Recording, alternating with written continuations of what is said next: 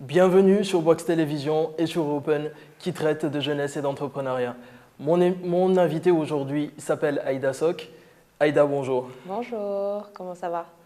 Ça va, merci. Aïda, alors, Aïda, vous êtes musicienne. Vous avez fait des études en business international aux États-Unis. Vous êtes également mannequin. Et justement, en parlant de mannequinat, il y a souvent une anecdote venant des gens justement qui sont devenus modèles. Quelle est la tienne? Comment est-ce que tu es devenue modèle? Comment je suis devenue modèle? Ça a commencé en fait la première fois que j'étais allée aux États-Unis, j'avais peut-être, une des fois où j'étais allée, j'avais peut-être 15 ans, 16 ans. Et c'était en faisant les courses avec ma mère qu'il y a un agent qui est passé et qui m'a dit vous êtes grande et tout, qui a demandé mon âge.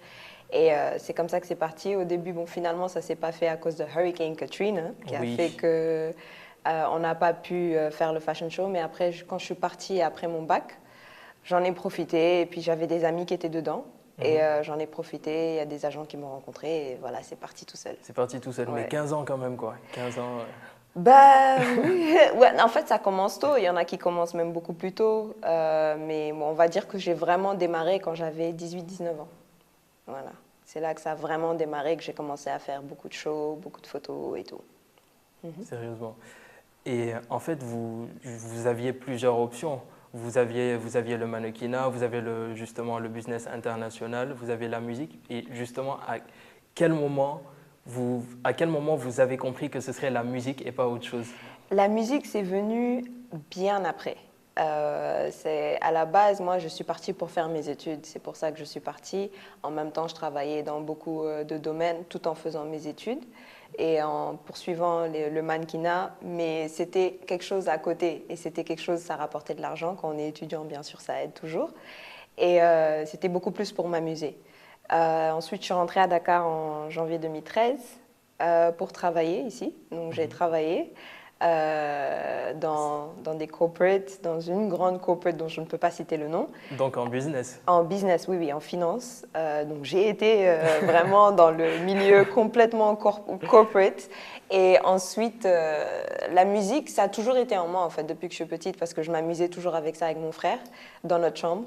À ce moment-là, c'était encore les cassettes. On était là en train de rafistoler quelque chose avec un micro pour pouvoir enregistrer. Avec les petits fils. Voilà, on enregistrait. On avait un tout petit micro, les micros de radio, là. Et on enregistrait comme ça. Donc, ça a toujours été là. Et c'est quand je suis rentrée à Dakar, je me suis beaucoup connectée avec beaucoup d'artistes d'ici, dont Daradi Family, tout le groupe Buzz Lab avec Cannabis et tout le reste. Et j'ai commencé à perform live. Et comment vous les avez rencontrés, ces artistes-là, Daradi Family par exemple? Daradi Family, je les ai rencontrés par un ami qui m'a entendu chanter et qui a dit il faut que je te présente à Nongo et Fada. Et c'est comme ça, il m'a présenté à Nongo. Et la connexion est passée direct, donc on a commencé. Donc je les ai pris direct comme des grands frères. Et ils ont vu que j'aimais beaucoup ça, et puis ils ont commencé à m'inviter à leurs concerts, et je me suis retrouvée sur scène à chanter avec Fada Freddy comme ça, des sons de Bob Marley. Et c'est comme ça que ça a continué, ça m'a donné goût, et à un moment, j'ai décidé de juste me lancer. Voilà. Voilà la petite histoire en résumé. Merci. Vous avez fait The Voice, il me semble. Oui. Alors, comment vous avez vécu cette aventure? The Voice, Afrique francophone. C'était une très très belle expérience. J'ai beaucoup appris, rencontré beaucoup d'autres talents, rencontré les gens qui sont dans le monde professionnel de la musique et du spectacle. Donc j'ai eu à vraiment voir comment ça se passe en réalité, le professionnalisme et tout ce qui va avec en fait, tout ce qui est autour. Et franchement, c'était une belle expérience, très constructive. Et juste beaucoup d'émotions. Beaucoup d'émotions, beaucoup de stress, de tension. Et je pense que c'était un bon tremplin pour apprendre le monde de la musique, en fait, l'industrie. Voilà. D'accord. Et c'est vraiment ce que tu en as retenu. S'il y avait une chose que tu avais apprises, ce serait vraiment ça en fait, la façon dont marche l'industrie. Oui, beaucoup, beaucoup. Et puis aussi de découvrir beaucoup d'autres artistes, beaucoup d'autres talents qui étaient d'autres pays. Il y avait beaucoup de Camerounais, d'Ivoiriens, de Congolais, il y avait des gens d'un peu partout. Et donc c'était intéressant de pouvoir découvrir d'autres mondes musicaux, d'autres voix, d'autres langues. Donc on a vraiment, on s'est tous mis ensemble et on s'est soutenus. Et on s'amusait beaucoup à faire des jam sessions aussi. Des petites covers en Oui, arrière. et puis même les sons d'autres, ou quand il y en a qui jouaient à la guitare et d'autres instruments, donc pendant qu'ils jouent le piano, donc les gens ils commencent à juste partir. Et donc chacun prend son moment et puis enjoy. C'est un peu le processus comment dire, de création des artistes. Oui, ça aide beaucoup. Ça aide beaucoup parce que ça inspire. Ça inspire d'entendre d'autres voix, d'autres mondes. Et surtout le fait comment on va dire, de trigger. Il y a cette partie en fait qui vient, qui emmène quelque chose. C'est l'inspiration en fait, la créativité qui vient toute seule. Voilà. Et quand chacun se ramène avec sa culture. Exactement. Donc on apprend de l'un et l'autre apprend de l'autre. Voilà. C'est un peu le but d'une compétition aussi. C'est le but, c'est vraiment de se lâcher, de s'amuser et de juste voir où est-ce que ça va. Moi, c'était ça mon but vraiment. Et surtout de me tester aussi, de voir qu'est-ce que je valais en live devant des professionnels. Profiter du moment et savoir ce que vous valiez vraiment. Exactement. C'est très bien. Nous allons regarder un extrait du clip de Aida Sok intitulé Summer Hall.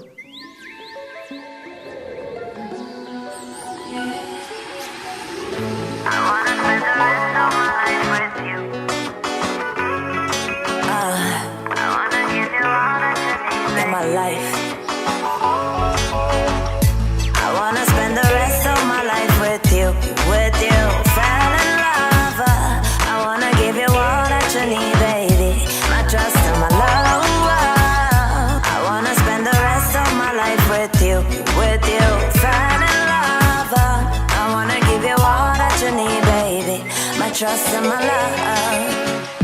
jealous of my life, jealous of my love. I give you even things you don't know you need. Your love is precious, so life's of my life. I'll do what I can do so I can be your wife. Every time you call me, I can have a smile. Make you sing a smile and I be mesmerized. My love for you is unconditional. Our story so unconventional. C'était donc Summer Hall par Aida Sok. Oui. Mon son préféré, un de mes sons préférés, oui. Alors, qu'est-ce qui vous a inspiré, justement, pour écrire ce son? Ce morceau, il a été inspiré beaucoup par un artiste jamaïcain. J'écoutais beaucoup la chanson et puis à un moment, c'est parti tout seul. Les mots sont juste venus. Et il y en a beaucoup qui disent oui, tu chantes l'amour et tout, mais pour moi, comment je l'ai pris, c'est que je chantais l'amour ça peut être pour n'importe qui, mais vraiment c'est l'amour que j'ai pour la musique et pour n'importe qui. Bon, après, je l'ai transformé un peu dans une relation entre hommes et femmes, mais pour moi, c'est ce qu'il veut dire. C'est vraiment I want to spend the rest of my life with you. Je veux passer le restant de ma vie avec la musique. À faire de la musique. Voilà, c'est ça. En parlant de musique, justement, comment vous vivez? Est-ce que vous vivez bien avec la musique? C'est-à-dire? Financièrement. Financièrement, c'est toujours difficile, je pense, pour tout artiste. À un moment, surtout le début où on essaye vraiment de se faire connaître et tout, mais on essaye de faire d'autres choses à côté. Moi, je conseille à tout le monde, il faut toujours essayer d'avoir quelque chose à côté pour pouvoir subventionner toutes les dépenses. Et puis, bon, après, moi, j'avoue que j'ai beaucoup de personnes à qui je vais dire vraiment merci, qui me soutiennent et qui m'aident beaucoup à avoir ce dont j'ai besoin vraiment. Donc, je ne vais pas dire que je vis à 100% de la musique, mais pour l'instant, c'est plus un investissement qu'autre chose. Mais pour moi, ça en vaut le coup. Voilà, c'est surtout ça. Ça a le mérite d'être honnête. Pour moi, le plus important, c'est de vivre de la musique, mais sans penser à l'aspect financier, mais plus à ce que je ressens moi en faisant de la musique parce que c'est ce qui me fait vivre. C'est ce qui me rend saine, qui me rend humaine, qui me fait du bien et qui me rend heureuse. Qui te rend heureuse et qui te donne ton équilibre. C'est cliché ce que je dis, mais c'est vraiment ça. C'est vraiment ça. Ouais. Je comprends. C'est vraiment ton équilibre, la musique, donc peu importe. Oui, peu importe. Franchement, pour l'instant, je me suis lancée. Donc voilà, je me suis lancée, donc maintenant il n'y a plus le choix, il faut continuer. Il faut continuer, il n'y a plus le choix. Voilà. Et en ce sens-là, qu'est-ce que tu dirais à un jeune musicien qui justement veut commencer sa carrière mais qui n'ose pas trop, qui a quelques appréhensions par rapport à... Il ne faut pas en avoir en fait, il faut juste sauter. Parce que comme beaucoup de choses dans la vie, tout demande un sacrifice. Il faut savoir qu'il faut sacrifier beaucoup. Et même quand quelqu'un est entrepreneur, quand on veut commencer un nouveau business, en fait, ça, il faut le prendre comme un business. D'un côté, parce que c'est vraiment la carrière de la vie qu'on est en train, notre carrière de nos vies, qu'on est en train de construire. Et donc, moi, je ne sais pas d'où j'ai pris le courage de juste laisser tout ce que je faisais, le corporate world, et de juste sauter. Mais il faut trouver le courage et chaque personne avec ce qui va déclencher ça en eux. Parce qu'à un moment, la musique, comme j'ai dit, la musique, c'est pas toi qui la suis, c'est la musique qui te suit. Donc à un moment ou à un autre, ça prend le dessus et il faut juste y aller. Il faut pas avoir peur d'essayer, il faut pas avoir peur d'échouer. Il faut juste y aller et y croire, vraiment y croire. Vraiment y croire. Ouais, vraiment y croire. Eh bien, là, pour le coup, vous y croyez vraiment. Ah oui, j'y crois vraiment, vraiment, vraiment. Très, très fort. Et je vous en félicite. Merci beaucoup. Alors, Aïda, est-ce que vous pourriez justement nous faire un petit quelque chose pour qu'on entende votre belle voix? Un petit quelque chose. Je sais que vous êtes un grand fan de Lauryn Hill, moi aussi. Yes. Il y a un son que j'ai en tête qui s'appelle X Factor, que beaucoup de gens connaissent. Pourquoi pas faire ça? Allons-y.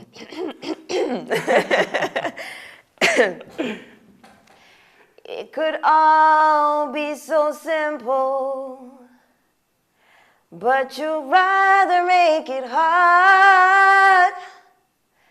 Loving you is like a battle, and we both end up with scars. Tell me who I have to be to get some reciprocity. See, no one loves you more than me, and no one ever will. No matter how I think we grow, you always seem to let me know it ain't working, it ain't working. On va s'arrêter là. Merci beaucoup. Merci beaucoup. Aïda, merci d'avoir répondu à notre invitation. Merci beaucoup de m'avoir invité. Bonne chance pour votre carrière. Nous espérons vous revoir bien sûr sur Wax Télévision très bientôt. Merci beaucoup. Notre émission touche à sa fin. Nous serons de retour très très bientôt sur Open avec d'autres invités.